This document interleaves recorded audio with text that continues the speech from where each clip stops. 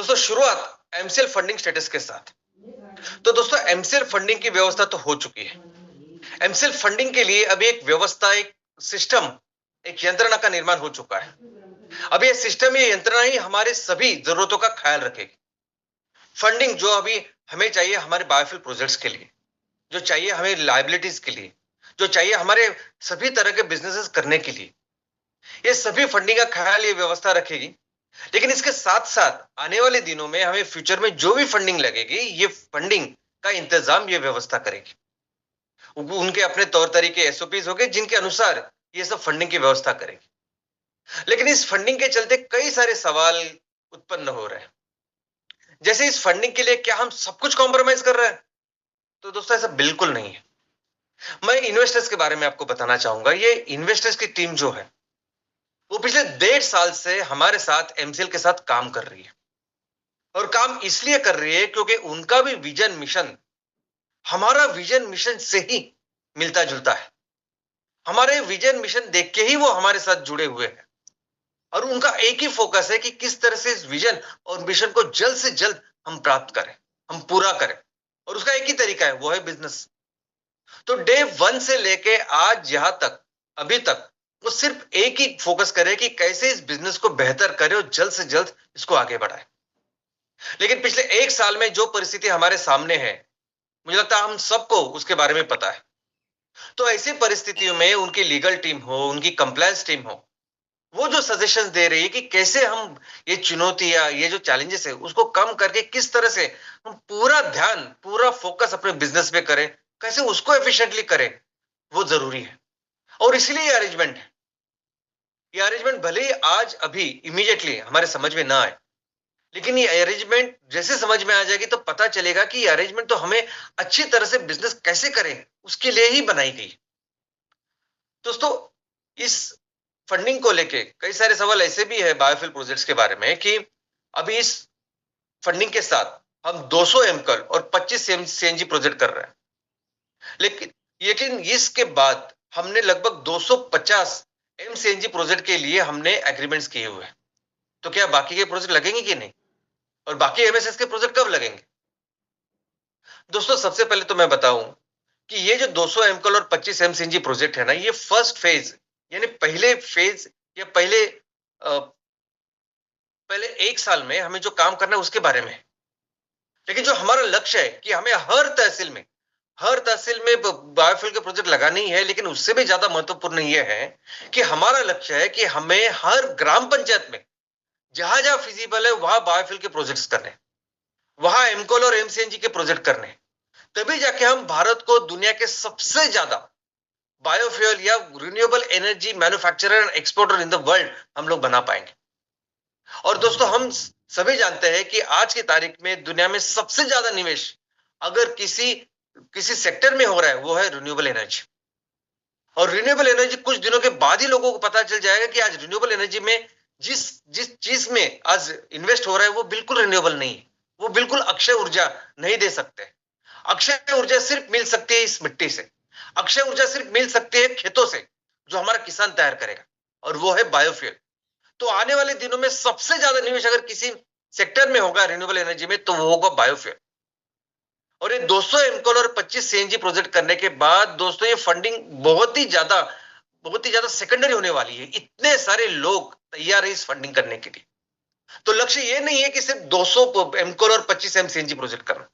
लक्ष्य यह है कि हमारे देश में जो पोटेंशियल है, हर ग्राम पंचायत के लेवल पे हमें जो एमकॉल और एमसीएनजी प्रोजेक्ट करना है, उस लक्ष्य को प्राप्त करना और भारत को दुनिया के सबसे नंबर 1 कंपनी रिन्यूएबल एनर्जी में बनाना।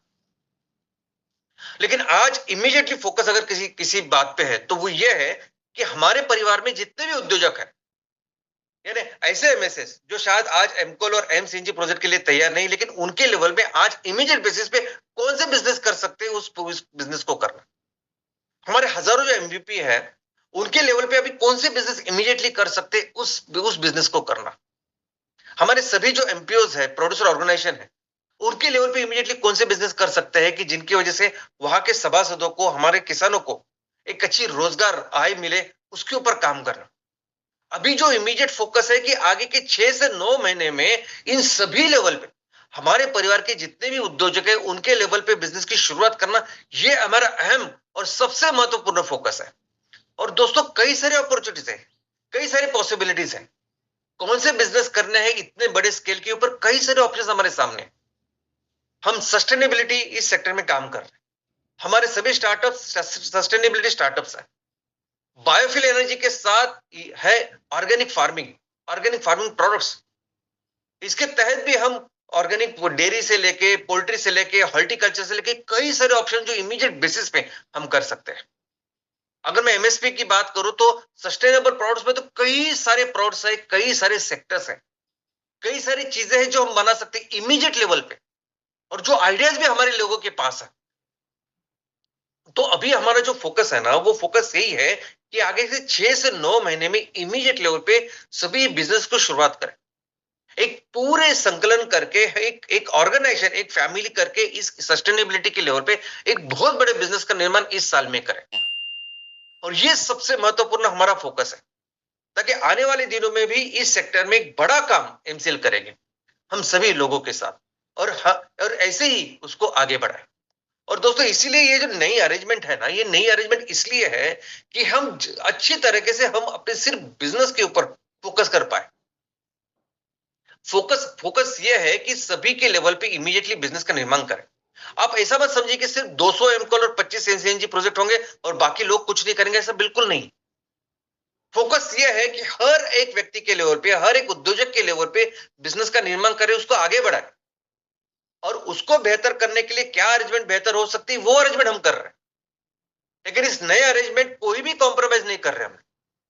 विजन मिशन के साथ तो कभी कर ही नहीं सकते, लेकिन जो भी बिजनेस रोड मैप हर एक व्यक्ति के लिए बना हुआ है, जो एमएसएस के लिए बना है, एमवीपी के लिए बना है, जो चीजें हमने प्रोड्यूसर ऑर्गेनाइजेशन के लिए सोची है, वो सभी चीजें यहां होने वाली। सिर्फ हम कोशिश कर रहे हैं कि हम जल्द से इसको और बेहतर करें, और सिर्फ पूरा फोकस लगा के अपने विजन और मिशन के लिए अपने इस बिजनेस को बड़ा करें। और धीरे धीरे ये व्यवस्था हम सबके समझ में आएगी, धीरे धीरे और ये जब समझ में आएगी तो पता चलेगा कितनी अच्छी ये व्यवस्था है, कि जिसकी वजह से हम बहुत फास्ट, फ्लॉलेस, सीमलेस ऐसा बिजनेस कर पाएंगे। दोस्तों इस हफ्ते एक बहुत ही महत्वपूर्ण ऐसा इवेंट हुआ, और वो था हमारे देश का अर्थसंकल्प, यूनियन बजट 2025 के लिए। दोस्तों ये इवेंट इतना ही महत्वपूर्ण होता है कि 3-4 महीने पहले से इसके बारे में चर्चा, इस कॉन्फ्रेंसेस शुरू होती है कि इस बजट में ये होना चाहिए, इस बजट में वो होना चाहिए। लेकिन एक आम आदमी के लिए या परिवार के लिए अगर आप पूछेंगे तो बजट क्या होता है, तो किसी भी परिवार के लिए बजट होता है जमा खर्च। हर महीने हमको इतने पैसे मिलते हैं, सैलरी होती है या हम धंधा करके कमाते हैं, और हमारे इतने सारे खर्च है, बस यही मीनिंग मोटा मोटा हम जानते हैं। लेकिन पूरे देश के लिए बजट, पूरे देश के लिए अर्थसंकल्प बहुत इंपॉर्टेंट होता है। ये देश का अर्थसंकल्प देश के लिए कई महत्वपूर्ण ऐसे उद्देश्यों के लिए बनाया जाता है, और सबसे महत्वपूर्ण उद्देश्य ये होता है इस बजट का कि हमारे देश की आर्थिक और सामाजिक प्रगति करना। नंबर 1 अगर इसका फोकस होता है, उद्देश्य होता है कि हमारे देश की जीडीपी, हमारे देश की आय उत्पन्न को बढ़ाए। उसके साथ साथ हमारे देश में रहने वाले जितने भी लोग हैं उनका उत्पन्न बढ़ाए, उनकी आय बढ़ाए। हमारे देश में रहने वाले लोगों के लिए सामाजिक व्यवस्था का निर्माण करें, उनको बेहतर सामाजिक चीजें जैसे मेडिकल फैसिलिटी, एजुकेशन, जैसे हाउसिंग और बाकी की चीजें दें, ताकि यही लोग आने वाले दिनों में अपने देश को आगे लेके जाए, हमारी आने वाली पीढ़ी और बेहतर करे, ताकि ये पीढ़ी हमारा भविष्य, कल का भविष्य होने वाला है, जो अपने देश को आगे लेके जाए। बजट का ये उद्देश्य होता है कि जो भी रिसोर्सेस है अपने देश में, जिनके ऊपर सबका समान अधिकार होता है, उस रिसोर्सेस को सही तरह से रिलोकेट करें, अलोकेट करें, ताकि सभी लोग उस रिसोर्स को लेके ज्यादा से ज्यादा आर्थिक सामाजिक प्रगति कर पाए। बजट का यह उद्देश्य होता है कि अमीर और गरीबी में जो फासला है वो कम करें, एक इक्विटेबल इनकम सभी को मिले। बजट का यह उद्देश्य होता है कि अपने देश में जो रीजनल इम्बैलेंसेस होते हैं, कुछ ऐसे क्षेत्र होते हैं कि जो बहुत ज्यादा प्रगतिशील होते हैं या आगे होते हैं, और कुछ ऐसे क्षेत्र होते हैं जो पिछड़े होते हैं। तो किस तरह से हर क्षेत्र की ज्यादा से ज्यादा अच्छी तरह से प्रगति हो, एक संतुलित, एक बैलेंस्ड प्रगति देश की हो, इसलिए बजट होता है। बजट इसलिए होता है कि महंगाई कम हो, एक अच्छा इक्विटेबल इनकम सबको मिले। तो ऐसे कितने कई सारे अच्छे उद्देश्यों के लिए बजट बनाया जाता है और इसलिए ये अपने देश के लिए, भविष्य के लिए बहुत ही महत्वपूर्ण होता है। अभी आम आदमी या आम परिवार के हिसाब से अगर बजट को देखें तो हमारे लिए सिर्फ 2-3 चीजें ही महत्वपूर्ण होती। क्या महंगा हुआ, क्या सस्ता हुआ, और इनकम टैक्स के लिए क्या स्लैब्स है। यानी हम देखते हैं कि अगर मोबाइल, टीवी जो हम लेते हैं तो मोबाइल महंगा हुआ या सस्ता हुआ, या हम लोन लेते हैं, हाउसिंग लोन लेते हैं, एजुकेशन लोन लेते हैं, कार लोन लेते हैं, वो सस्ता हुआ महंगा हुआ। हम ये देखते हैं कि इनकम टैक्स का स्लैब क्या है। और आजकल तो जैसे बजट की शुरुआत होती है तो इस व्हाट्सएप के जमाने में तो इतने सारे मैसेजेस आते हैं कि बजट में ये है वो है। इनफैक्ट जैसे किसी भी ग्रुप में हमेशा ऐसे कंपटीशन होता है कि पहला मैसेज कौन डालेगा इस बजट के बारे में। लेकिन जो चीजें उसमें समाई होती है वो यही होती, क्या महंगा क्या सस्ता और इनकम टैक्स स्लैब्स। इनफैक्ट ये भी चर्चा होती है कि इतने सारे 140 करोड़ लोगों में कितने सारे लोग इनकम टैक्स देते हैं और यही। लेकिन यही चीज, यही बजट को अगर हम बिजनेस के एंगल से देखें तो जो लोग बिजनेस में है, बिजनेस कर रहे हैं, उनके लिए बजट का महत्व ये होता है कि उस बजट का उनके बिजनेस के ऊपर क्या असर होने वाला है। अगर वो मैन्युफैक्चरिंग में है तो मैन्युफैक्चरिंग के लेवल पे क्या जीएसटी या क्या टैक्सेशन होने वाला है। जो प्रोडक्ट, जो वस्तु, जो सेवा वो बना रहे हैं उसको गवर्नमेंट इस बजट के थ्रू क्या इंकरेज कर रही है, क्या डिस्करेज कर रही है, क्या पॉलिसीज बन रही है उस प्रोडक्ट के बारे में, उस बिजनेस के बारे में। अगर वो डिस्ट्रीब्यूटर है, बहुत सारे लोग हमारे यहाँ डिस्ट्रीब्यूटर करके काम करते हैं, बाहर के देशों से चीज आयात करते हैं और यहाँ बेचते हैं। तो वहां आयात शुल्क में कुछ बढ़ा है, कम हुआ है, या हम लोग एक्सपोर्ट अगर कर रहे हैं तो एक्सपोर्ट में भी अगर कुछ टैक्सेशन कम ज्यादा है तो ये महत्वपूर्ण होता है जो लोग बिजनेस में काम करते हैं दोस्तों। लेकिन इस बजट की वजह से ये भी पता चलता है कि आज की तारीख में बिजनेस में अलग अलग सेक्टर्स में क्या ट्रेंड है, कौन से वो सेक्टर्स है जो आने वाले दिनों में बहुत अच्छा परफॉर्म करेंगे, बढ़ने वाले हैं, और कौन से वो बिजनेस सेक्टर है धीरे धीरे करके गवर्नमेंट उसको डिस्करेज कर रही है। जैसे हमारा बायोकोल, एमकोल इतना महत्वपूर्ण और इतना इंपॉर्टेंट सेक्टर बन चुका है और गवर्नमेंट की पॉलिसीज हर लेवल पे इतनी अच्छी है इसके लिए कि जहां जहां कोल का इस्तेमाल होता है वहां कंपलसरी 5 से 7% हमें बायोकोल इस्तेमाल करना ही होगा। ये ऑलरेडी ऐसी पॉलिसी बन चुकी है, लेकिन यही पॉलिसी उनको 10% और उससे ज्यादा भी लेके जानी है, लेकिन उतना प्रोडक्शन अभी नहीं है। तो आने वाले दिनों में बहुत सारे एमकोल, बहुत सारे एमसीएनजी प्रोजेक्ट लगेंगे, ऐसे सेक्टर्स का भी ट्रेंड। वही जो पेट्रोकेमिकल में काम कर रहे हैं उसको डिस्करेज धीरे धीरे किया जा रहा है। लेकिन दोस्तों सबसे महत्वपूर्ण बात इस बजट की, अगर एक सिंगल पॉइंट एजेंडा, एक सिंगल पॉइंट लक्ष्य अगर किसी बजट का होता है, किसी देश का बजट का होता है, यानी भारत का तो है ही, लेकिन चाहे बजट वो अमेरिका का हो, रशिया का हो, जापान का हो, चीन का हो, किसी भी देश का जो बजट होता है उसका सिंगल एकमात्र एजेंडा होता है कि अपने देश के जीडीपी को बढ़ाना। जीडीपी यानी अपने देश का उत्पन्न, अपने देश की आय, अपने देश में रहने वाले सभी लोगों का एकत्रित उत्पन्न। तो सभी देश अपने बजट के थ्रू एक सिंगल पॉइंट पे काम करते हैं कि इस बार हमारी जीडीपी की ग्रोथ इतनी होगी और हम इस लक्ष्य को जाएंगे। आज भारत देश की जो जीडीपी है वो ऑलमोस्ट $4.27 ट्रिलियन इतनी है और हमारा लक्ष्य है कि हम जल्द, पहला जो हमारा पड़ाव है वो है हमारा $5 ट्रिलियन का, $5 ट्रिलियन का, और हम चाहते हैं कि जल्द से जल्द उसको हासिल करें। इस साल जो हमारी जीडीपी की ग्रोथ है वो कम से कम 6.4% होगी, लेकिन हो सकता है ये 9% से 10% इस साल और आगे के 2 साल में होगी। तो ये हमारी जीडीपी का टारगेट है और जीडीपी एक सिंगल मोस्ट इंपॉर्टेंट चीज होती है कि जिसको लेके पूरा बजट तैयार होता है। तो दोस्तों ये जो जीडीपी है, ये जीडीपी कैसे बनती है, क्या बनती है, ये समझना ये बहुत जरूरी है, क्योंकि जीडीपी का मतलब है उस समाज में रहने वाले लोगों का उत्पन्न, लोगों का इनकम बढ़ाना। यानी जैसे देश के बारे में अगर बोल के देश के लिए जीडीपी है, तो वैसे ही हम समझ सकते हैं कि अगर हम तहसील के लिए काम करें तो हमारे तहसील की भी जीडीपी बढ़ाना है, ये हमारे लक्ष्य हो सकता है। तो अभी जीडीपी क्या होता है पहले इसको समझते हैं। जीडीपी का मतलब है ग्रॉस डोमेस्टिक प्रोडक्ट, यानी एक साल में हमारे देश में जितनी भी वस्तु और सेवा का निर्माण होता है उस वस्तु और सेवा का एकत्रित मूल्य वो होती है जीडीपी। और दोस्तों, हमारे देश में जीडीपी कैसी बन रही है? तो अगर आप देखोगे तो हमारे देश में जीडीपी बन रही है जिसमें 70% ये जीडीपी बन रही है छोटे छोटे चीजों से, छोटे छोटे पर्सनल घरेलू चीजों से ये 70% जीडीपी बनती है, एकदम सिंपल सिंपल प्रोडक्ट के साथ, जिसके साथ हम शुरुआत करते हैं दिन की। ये टूथपेस्ट, ये साबुन, ये तेल, ये जूते, ये सब छोटी छोटी चीजों के साथ ये जीडीपी बनती है। 17% जीडीपी बन रही है बिजनेस इन्वेस्टमेंट के साथ, जो बड़े बड़े लोग आते हैं और हमें लगता है कि फैक्ट्री में जो निवेश करते हैं वो। 17% जीडीपी बन रही है गवर्नमेंट स्पेंडिंग, गवर्नमेंट जो अलग अलग इंफ्रास्ट्रक्चर बनाती है, अलग योजनाएं होती हैं उसकी वजह से। और 4% हमारी जीडीपी है वो बनती इंपोर्ट एक्सपोर्ट से। लेकिन हालांकि अभी हमारा जो जीडीपी है, हमारा इंपोर्ट ज्यादा है और एक्सपोर्ट कम है, इसलिए ये निगेटिव में है।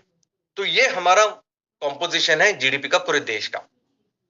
लेकिन अगर हमें अपनी जीडीपी को बढ़ाना है, हमें देश की जीडीपी को आगे लेके जाना है, बढ़ाना है, या तहसील के लेवल पे भी हमारे तहसील में रहने वाले लोगों की जीडीपी बढ़ानी है, तो एक्चुअली जीडीपी कैसी बनाई जा सकती है, कैसे उसे आगे बढ़ाया जा सकता है, चलिए समझते हैं। सबसे पहले ये जीडीपी जो बनती है ना, ये जीडीपी बनती है जब आप पैसे खर्च करते हैं। जब भी आप हम पैसे खर्च करते हैं, लोग पैसे खर्च करते हैं, उस लेवल पे जीडीपी का निर्माण होता है। और दोस्तों, पूरी दुनिया में एक सिद्धांत है, जो सिद्धांत कहता है कि किस तरह से जीडीपी समाज में बनती है, और उस सिद्धांत का नाम है केनेशियन मल्टीप्लायर इफेक्ट। यह सिद्धांत बताता है कि कैसे जीडीपी तैयार होती है। यह सिद्धांत बताता है कि पूरी दुनिया में ऑन एन एवरेज ऐसी ऑन एन एवरेज ये रूल है कि लोगों के पास जितने भी पैसे आते हैं, लोग 90% पैसे उस खर्च करते हैं और 10% उसमें सेव करते हैं। तो ये सिद्धांत कहता है कि अगर किसी कम्युनिटी में हम समझे कि $10 बिलियन देते हैं उनको, तो समाज क्या करेगा? $10 बिलियन में से 10% यानी $1 बिलियन सेव करेगा और $9 बिलियन आगे खर्च करेगा। और यही $9 बिलियन जब जिन लोगों के हाथ में आएंगे, वो क्या करेंगे? तो उस $9 बिलियन में से वो भी 10% यानी $900 मिलियन वो अपने पास रखेंगे, सेव करेंगे, और $8.1 बिलियन खर्च करेंगे। तो अभी जो जीडीपी का निर्माण हो रहा है वो कैसे हो रहा है? तो आप $9 बिलियन जब कर रहे हो वो, और $8.1 बिलियन जो खर्च कर रहे हो वो, तो टोटल जो जीडीपी का निर्माण हुआ है वो 17.1 का। लेकिन फिर से वो $8.1 बिलियन जिनके पास गए, वो क्या करेंगे? वो भी 10% 810 मिलियन सेव करेंगे और बाकी के खर्च करेंगे। और ऐसे ऐसे ऐसे ऐसे चलता जाएगा, और ये तब तक चलता जाएगा जब तक लोगों के हाथ में कुछ पैसे ही नहीं बचते खर्च करने के लिए। और हर लेवल पे जहां जहां आप पैसे खर्च करते हो ना, वैसे वैसे जीडीपी का निर्माण होता है। तो कितनी जीडीपी बनती है? तो वो जीडीपी बनती है 9 गुना। अगर हम सिंपल भाषा में बोलूं तो अगर हम किसी को 1,000 रुपए कमा के दें, तो वो 1,000 रुपए जब वो अपने लेवल पे खर्च करेगा अलग अलग जगह पे, तो वो 1,000 रुपया 9,000 रुपए की जीडीपी बनाता है। और यही वो मल्टीप्लायर इफेक्ट है जो पूरी दुनिया में काम करता है। तो दोस्तों, इस मल्टीप्लायर इफेक्ट या इस सिद्धांत के अनुसार अगर हमें अपने तहसील में अगर जीडीपी बढ़ानी है, अगर हमें अपने देश में जीडीपी बनानी, तो क्या करना पड़ेगा हमें? तो हमें दो चीजें करनी पड़ेगी। सबसे पहले तो हमें अपने लोगों को पैसे कमा के देने पड़ेंगे। पैसे कैसे कमाए जा सकते हैं, कैसे निर्माण किए जा सकते हैं? तो वो है सिर्फ मैन्युफैक्चरिंग। तो दोस्तों, मैन्युफैक्चरिंग के लेवल पे जब हम कोई भी चीज अपने तहसील में, गांव में, देश में तैयार करते हैं, तो पैसे कहाँ का तैयार होते हैं? जो रॉ मटेरियल तैयार करेगा यानी हमारा किसान, उसको पैसे मिलेंगे। इस मैन्युफैक्चरिंग में अगर महिलाएं काम कर रही है तो उनको पैसे मिलेंगे। जो हमारे युवा है जो इस पूरे लॉजिस्टिक के लिए, मार्केटिंग के लिए काम करेंगे, उनको पैसे मिलेंगे। तो हमें तो अपने देश में पहले इस वस्तु का निर्माण करना पड़ेगा, मैन्युफैक्चरिंग करनी पड़ेगी और लोगों को पैसे कमा के देने पड़ेंगे, नंबर 1।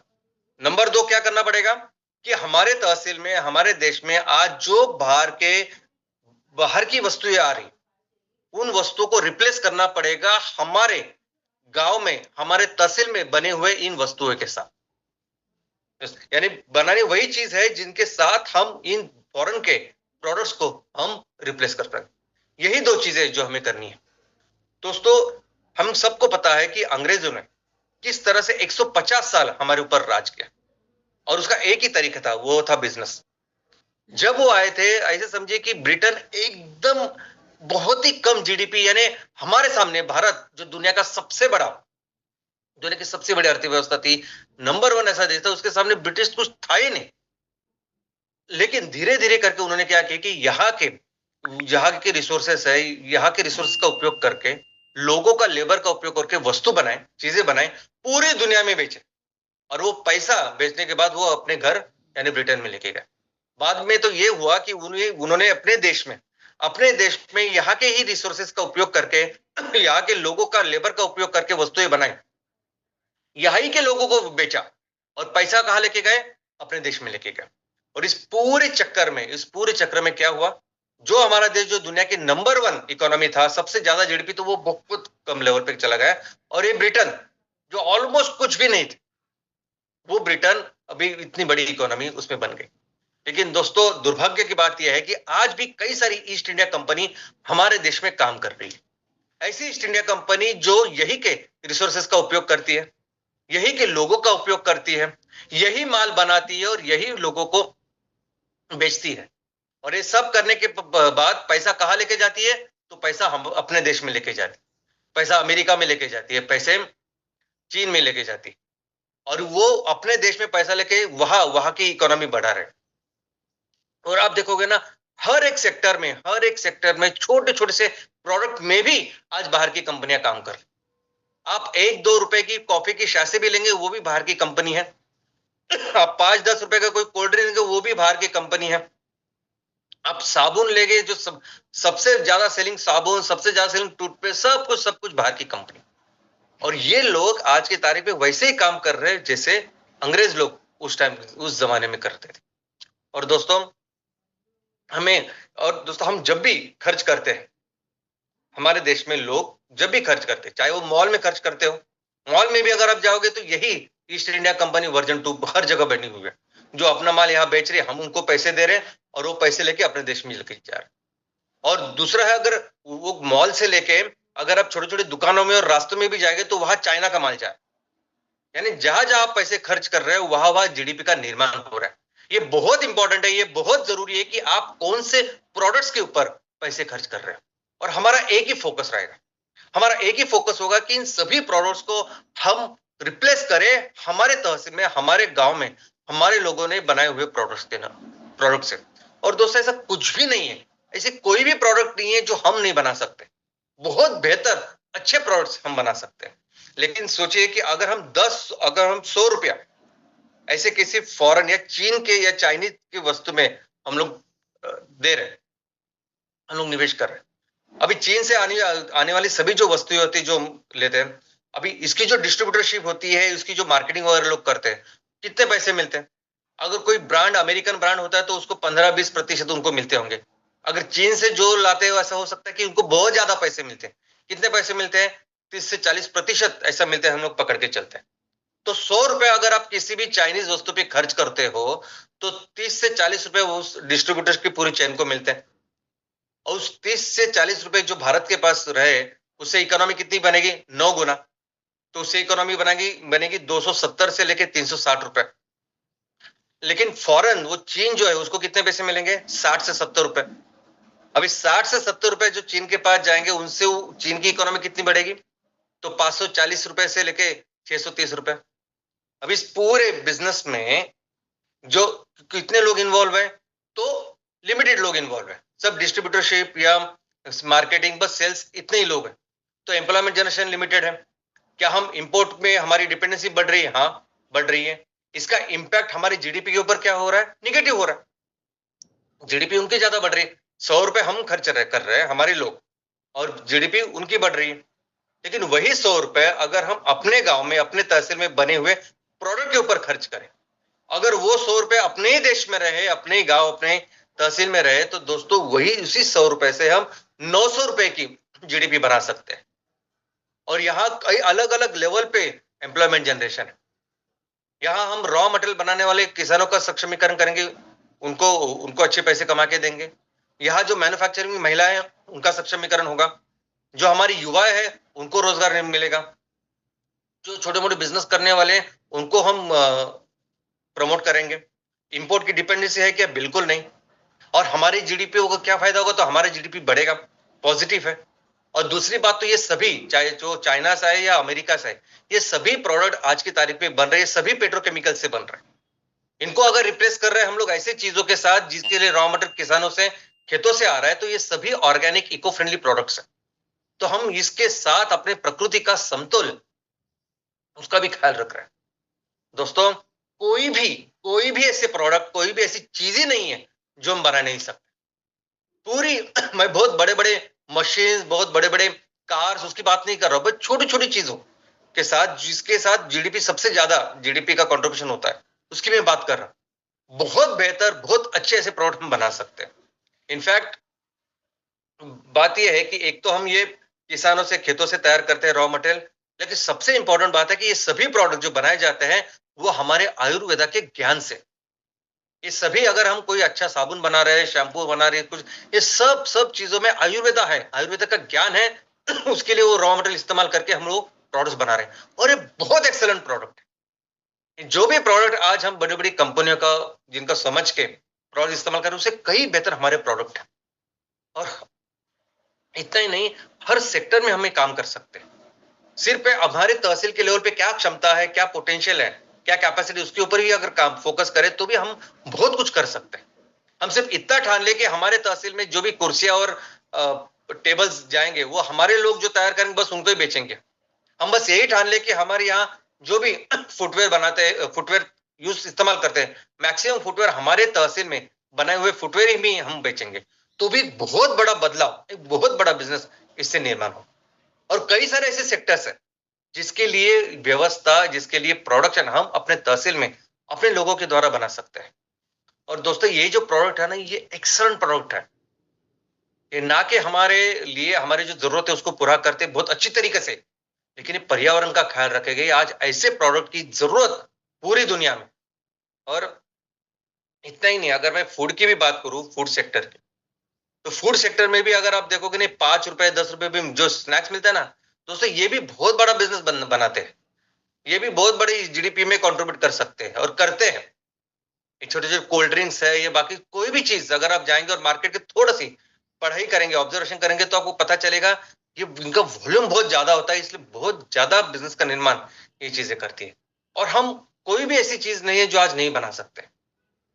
फूड सेक्टर में भी आज, इंडस्ट्री में आज, किसी भी मॉल में या कहीं भी, कोई भी चीज जो आज बन रही है ना, वो डेफिनेटली हम बना सकते हैं, अपने तहसील में, अपने लेवल पे बना सकते हैं। और ये जो प्रोडक्ट्स हम बना रहे हैं ना, ये अब हर तरह के प्रोडक्ट्स, यानी सिस्टम प्रोडक्ट्स, बाकी सब, ये प्रोडक्ट सिर्फ हमारे तहसील में फॉरेन के प्रोडक्ट को रिप्लेस करने वाले प्रोडक्ट नहीं है दोस्तों। ये ऐसे प्रोडक्ट है ना जो पूरी दुनिया में आज इसकी जरूरत है। आज इस प्रोडक्ट की डिमांड इस पूरी दुनिया में है। ये इको फ्रेंडली, सस्टेनेबल तो है, लेकिन दुनिया में सबसे बेस्ट प्रोडक्ट ये हो सकते हैं, इनफैक्ट बन रहे हैं। आज आप कॉस्मेटिक्स की बात करें तो आयुर्वेदा बेस्ड कॉस्मेटिक्स पूरी दुनिया में पॉपुलर हो रहा है। और एक अच्छा एग्जांपल आपके सामने, योगा।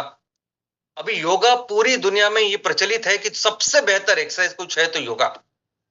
पाकिस्तान से लेके अमेरिका से लेके हर एक देश में अभी योगा से ज्यादा लोग योगा की तरफ जा रहे हैं, क्योंकि ये है ही इतना अच्छा। वैसे है यही सबसे बेस्ट अगर कुछ है पैथी, तो वो हमारी आयुर्वेदा है। ये आयुर्वेदा के ज्ञान से जब ये प्रोडक्ट्स हम बनाएंगे ना दोस्तों, तो इसकी इसकी जरूरत आज पूरी दुनिया को, और पूरी दुनिया में जाके हम एक अच्छा बिजनेस कर सकते हैं। सिर्फ इसीलिए अगर हमें तहसील से शुरुआत करनी है, हमें अपने तहसील में जीडीपी का निर्माण करना है, वो हमारा फोकस है, तो सबसे इंपॉर्टेंट हमारा पहला काम होगा कि हमें एक अच्छी फाउंडेशन बनानी होगी। और ये फाउंडेशन किसकी? तो फाउंडेशन ग्राहकों की, फाउंडेशन लोगों की, कस्टमर्स की। कम से कम 60% लोग जो हमारे तहसील में रह रहे हैं, वो 60% लोग हमारे इस 5E मिशन में शामिल हो, यानी उसकी मदद करें। शामिल हो यानी सिर्फ मदद करें। मदद किसके लिए? पर्यावरण संवर्धन के लिए मदद करें, मदद करें रोजगार निर्माण करने के लिए गाँव, मदद करें हमारे जो किसान है, महिला है, उनका सक्षमीकरण करें करने के लिए, मदद करें हमारा जो रीजन है उसका मैक्सिमम आर्थिक और सामाजिक विकास के लिए, और मदद करें हमारे क्षेत्र को ऊर्जा में स्वयं पूर्ण करने के लिए।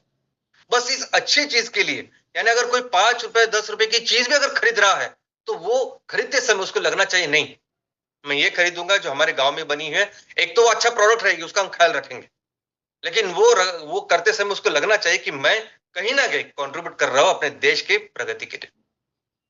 ये सबसे इंपॉर्टेंट फाउंडेशन है जो हमें करना होगा। और दोस्तों यही हमारी जिम्मेदारी, आपकी, मेरी, हमारी पूरे परिवार की यही जिम्मेदारी कि हमें वो action plan, business action plan तैयार करना है कि कौन से वो प्रोडक्ट हम तैयार कर सकते हैं हमारे गांव में, हमारी तहसील में, जो ऐसे फॉरेन प्रोडक्ट को रिप्लेस कर पाए। कौन से वो प्रोडक्ट है जिसके लिए रॉ मटेरियल हमारा किसान, हमारे गांव का किसान तैयार कर सकता है। कौन से वो प्रोडक्ट है जो हमारी महिलाएं, महिला बचत गट वगैरह तैयार कर सकती है, और जिस प्रोडक्ट को फिर हमारी युवाएं उसको बेचेंगे, उसको उसकी मार्केटिंग करेंगे, तो प्रमोट करेंगे। ये एक्शन प्लान तैयार करना, ये हमारी जिम्मेदारी है। और दोस्तों जैसे बजट, जैसे देश का अर्थ संकल्प है, क्यों ना एक अर्थ संकल्प, एक बजट हम अपने गांव के लिए, अपने तहसील के लिए बनाए।